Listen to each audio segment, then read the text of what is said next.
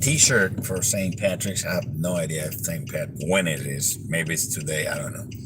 So, since I'm 4 or 5% Irish, Irish Rican, so I just wanted to make a video about the stupidity of internal combustion.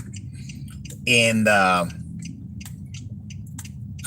give you a background, I've been an automotive technician for over 20 years, like 25. I've been turning wrenches. And I'm going to give you a tour of what has to happen for an internal combustion engine to just start. Just start. All right? So, continue for 1 mile.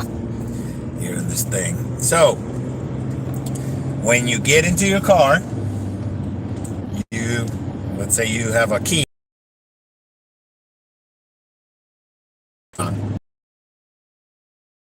And the key has a transponder in it. It's just frequency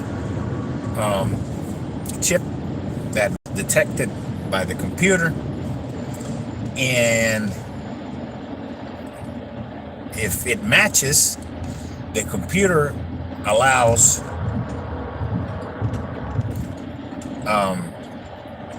current to go from your battery. Once you turn the key to the in a quarter mile, merge onto Florida 408 West. Excuse the lady from the GPS. It goes from the battery through another relay, and it sends positive to the starter. Now the starter is nothing else than a high torque electric motor. Okay. That high torque electric motor comes out a plunger, and it's got a gear, and that gear catches on a flex plate or a flywheel. Catches on a flywheel. Now that turns, usually it turns clockwise. Honda engines turn counterclockwise, but it turns that flywheel, which is attached to it's attached to a crankshaft, and it's also attached on automatic transmissions to a torque converter. That torque converter is attached to a transmission. So we're gonna go step by step on the front, on the engine side. On the engine side, once that crank, in half a mile, keep left at the fork, and it has connecting rods that are attached to it. Those connected rods are attached to pistons that go inside a cylinder. Okay. Keep left at the fork to stay on Florida 408 West. This thing off. Hold on a second. I'm tired of it. So I'm back. Those pistons around those cylinders those cylinders have a lining of a metal, usually that has to last. Okay. Now, in order to get, so now you're turning, and at the same time you're turning, as you're starting, you're cranking the engine, it's turning. It's also electricity, and it's sucking that fuel from your tank, pressurizing that fuel to about 45 pounds per square inch, sending it all the way to your injectors. Then the computer sends a pulse to open up those injectors. They're a solenoid. They click and let a little spray of fuel go into each one of the injectors. At the same time that injector is spraying little pulses of fuel, there is a timing chain or a belt. This car is a chain that is attached in the front of the engine to a gear. That gear moves that timing chain, and it goes all the way up to the camshaft sprockets at the top. Those camshaft sprockets, now I'm bypassing the tensioners and the timing chain guides and the water pump and the whole 9 yards that gets moved by the timing chain in this vehicle. So, but it has to go through that also. Now, when the timing chain sprockets on your camshafts, the camshafts are exactly that. They're shafts that have lobes. Now, those lobes push on a follower that pushes a valve. Now, that valve and the intake is usually nowadays, most cars have 4 valves per cylinder. So the intake camshaft is pushing the 2 intake valves to open up so that that little spray of fuel mixed in with the air that's going in. So it's got to be a ratio of 14.7 to 1 to be stoichiometric, meaning ideal for combustion, because if you spray too much fuel relative to the air that's going in, it's not going to combust. Right? There's one. So when that mixture goes in, then the computer is also at the right time is sucking air in through the piston. It's becoming a vacuum. That piston is sucking the air in while the intake valves are open. So to let the air fuel mixture go in and then suck it in and then go back up and then close the valves, the intake and exhaust valves, they compress that mixture of air and fuel. And right before the piston is at the top dead center, right before, the computer turns your spark plug to fire, and that little spark ignites that mixture of air and fuel, and that explosion is what pushes your piston down. Now, this is happening if it's 6-cylinder. There's a firing order that has to happen in, because if not, it's not going to run. You know, it's got to be in a succession. It's got to be in an order, in a firing order. If it's not in that firing order, you won't run. Now, not only did we go through all of that, the springs, those valves are held on by springs. Those valves are very strong springs, and they have spring retainers. There's also the heads. The heads have valve seats that they're metal to metal. So it has to be a perfect seal between the valve seat and the valve edges. Okay, and they're round valves, and they got a stem that has to go through that valve stem guide. It can't be wobbly. It has to be straight.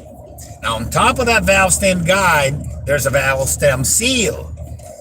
That valve stem seal keeps the oil from seeping in and going into your combustion chamber and burning. So when you have valve stem seals that are worn out, you'll see cars smoking. Mitsubishis do this a lot. Older cars will do this a lot. Now, with friction and with time, or with bad maintenance, bad oil changes, I mean, you don't keep them, don't keep up with it, you're gonna get wear, because you have the piston rings metal to metal. You have the connecting rods have these little things called connecting rod bearings or caps, or bearings, and the bearings have caps. All that stuff wears out with explosions, because it's a constant explosion. As you're driving your car, there's a bunch of explosions happening inside of your engine. Now, the head, where the camshafts are at, and the valves, and the valve springs, and the rockers, and the valve followers, and Are you following me? And the lifters or followers, those heads also have wear and tear because of heat. Underneath the head, also you have, in order to contain the oil that's inside, that when you pour the oil, that's a valve cover. Now the valve cover is usually, sometimes nowadays, it's plastic. Now that has a gasket to keep the oil in the engine. It has a gas cap. It also, when you have combustion and when you have revolution and heat, some of the oil is gonna produce gas. It's gonna turn into gas, even if it's synthetic. It's gonna produce gas. So you're gonna have windage and gas is being produced. So there's another system. You have or that's usually handled by vacuum, because an internal combustion engine is a vacuum pump and also a pressure pump, and also it's an air pump. It moves air in and out. Well, that's an internal combustion. So in the meantime, you're creating heat from all those explosions. So there is a gasket that goes between the heads and the block. It's called the head gasket. Now, if you don't cool, you're producing a lot of explosions. Remember, a lot of engines nowadays are all aluminum, meaning the block is aluminum and the head is aluminum, but there are still engines out there, and usually they were, for a long time, they were all steel, but then they changed to steel block and then aluminum heads. Now, they expand, metals expand and contract. So, but if you overheat it, it will warp and it will no longer seal. That's when you get a head gasket failure. And then if you have a pump that has a failure and it won't control the explosion, it won't even explode. It will let coolant. So in order to cool all that heat that you're producing from all those explosions, you need a cooling system. And we're going to another system. Now the cooling system is usually handled by mixture of water and some type of alcohol and lubricant-based concoction. We call it antifreeze. And now it does double duty. It anti-freezes, meaning it will stave off freezing. You don't want freezing of liquid inside of a metal block or anything. If you want to keep it intact, because when water freezes, it expands. So when you put water in a system and you take it up north and it freezes overnight, it's going to probably break the block, because once the water freezes, see, hydraulic water liquids don't compress. Liquids, if that's why you have, when you press on the brake, there's a liquid brake fluid from the master cylinder for your brakes going to all your other braking system, whether it's calipers or whether you have cylinders.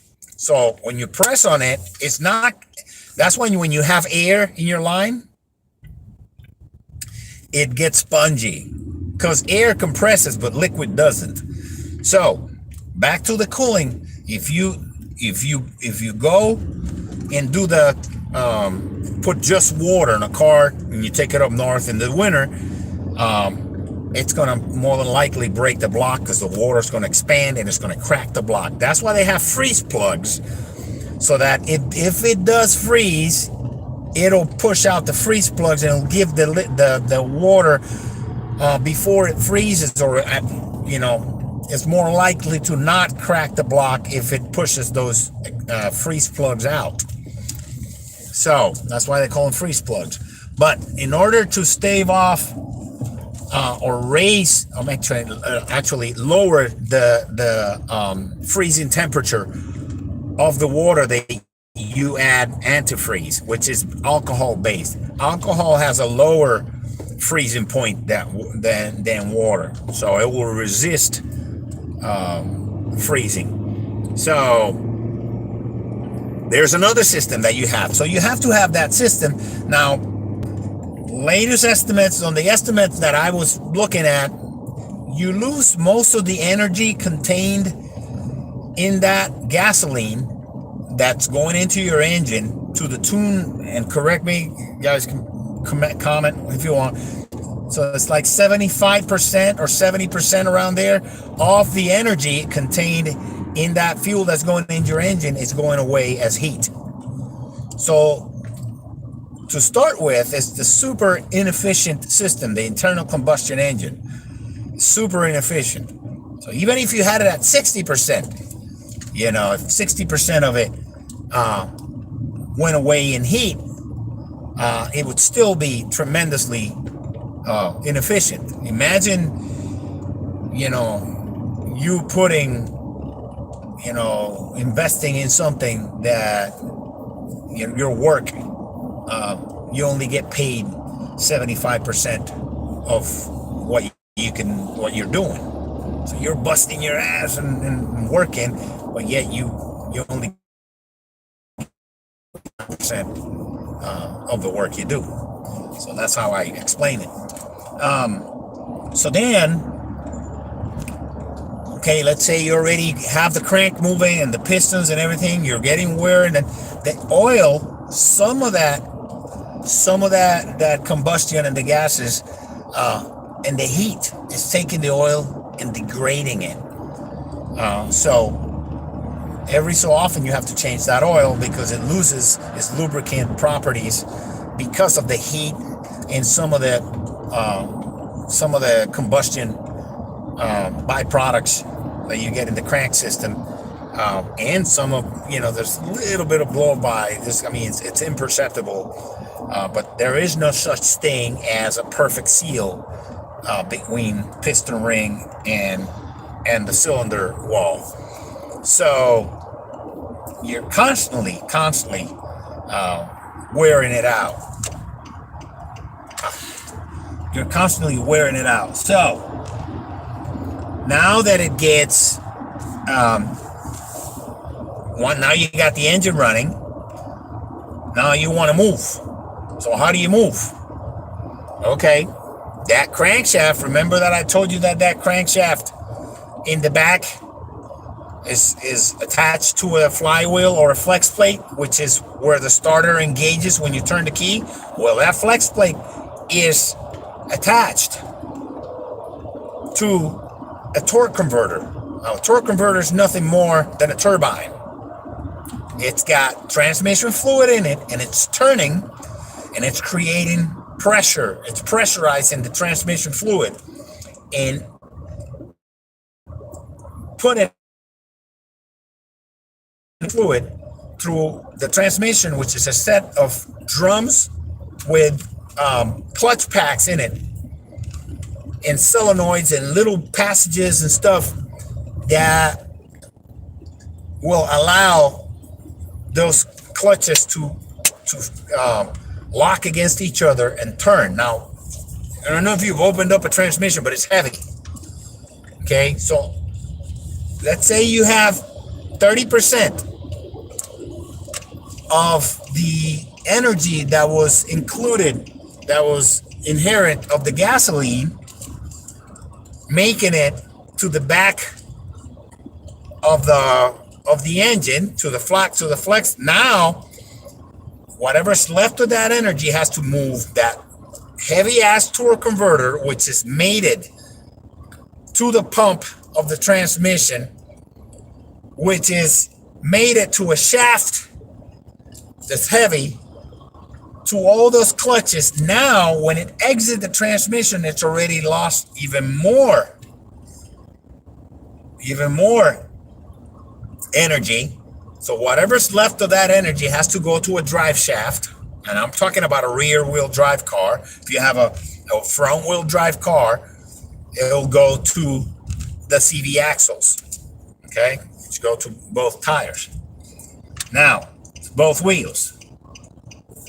So when it goes and moves your drive shaft, when it goes to the drive shaft, it has to go to your differential, to your rear end. Okay, now it goes into the rear end, and in there it's going to distribute the power to your back tires. Now that's a heavy ass thing in there with big gears. If you ever try to, try to move that, it's real hard. So on top of that, you got two axles that are connected to your wheel hubs, or the hubs could be part of the axle too. Now those wheel studs outside are connected to, if you have wheel discs, it's connected to the disc, the rotors, the brake rotors, brake discs. Now those rotors are sandwiched between your wheel lug nuts and your hub, and now whatever's left of the energy of the power has to move those wheels along with the tires. I don't know if you've ever lifted a tire. Well, they're heavy, especially on wheels, and then that has to move a 5,000 pound vehicle, say a 4,000 pound vehicle. That's 2 tons, and it has to keep it moving, accelerating all the time. Now, we haven't even talked about the environmental catastrophe that produces by producing greenhouse gases. So why did I go through all this explanation? Because it's just the most stupid machine that we've ever built as a species. It truly is. If you and I've skipped a bunch of shit that goes on inside the engine. There's a bunch of other stuff that computer control. There's a variable valve timing. There's your power steering system, which is hydraulic. There's your AC that's moved by by your serpentine belt. There's which draws on parasitic. You have to have fans. If you have a clutch fan that draws more power from your engine. You have to have brakes. Now you have to have brakes on any type of transportation. You have to stop it. But if you have an electric car, you can do what Toyota does and turn the motors into generators every time you apply the brakes. And if you know anything about electricity, it takes work to generate to generate power. So that creates resistance, and it actually helps stop the car while at the same time charging the batteries. So it's called a synergy drive system or something like that. So he said, well, but electric cars are a new thing. That's not true. Electric cars have been around since the 1910s or 20s. It's just that the oil industry, the petroleum cartels, have no interest in letting go of their, of their product and their profits and stuff at all costs. I mean, look at all the wars we've been through, the destruction of the environment that we've done because of our addiction to petroleum. So, by continuing to support the internal combustion engines, we not only are destroying the environment, but we're just pissing away. I mean, just think about all the oil and all the stuff that, it's super expensive to maintain. I mean, people say, what are you going to do when there are no cars? First of all, I'll be dead before that happens. But I'm worried about the next generation, because we won't have a planet to live in. It will be only the very rich, and I don't even think money is going to matter much if you have a collapsing planet. I don't care how much money you have. You can't eat money. You can't drink money. None of that. It's just paper. It doesn't matter. It won't matter in that circumstance. So if we want to survive, we need to get away from this stupidity called the internal combustion engine. Survive as a species, I mean. Electric cars, if it's really simple concept where you can have it a rheostat where, you know, when you turn the volume up on an old or your dimmer switch on your car, that's a rheostat, or used to be. So it just, you can have a rheostat to accelerate. That's, or attach it to your pedal, and batteries, and the cost of operating it, and the efficiency of actually operating it from the energy stored in the battery to getting the power to the ground is outrageously more efficient than an internal combustion engine. Let's say you have one motor. Let's say you have one motor that powers the entire car. You have front wheel drive or rear wheel drive, wherever you want to have it. You can put, you know, just an axle with one motor and put batteries and charge it, and you can go 250 miles. Now the efficiency of the charging, it's increasing as we speak.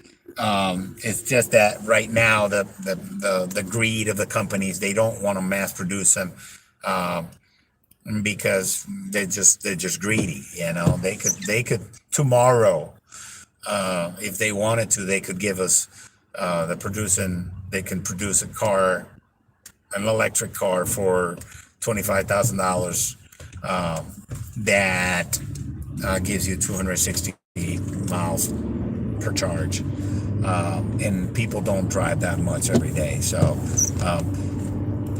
and all it is just a motor, batteries, and a controller, and some type of computer software controlling it, and that's it, you know. So if we don't adopt this really, really soon, we're fucked as a species. It won't be long, because once the methane is released from the permafrost in the poles, it's over. There are billions of tons of, I don't even know how many there are. And if the methane that's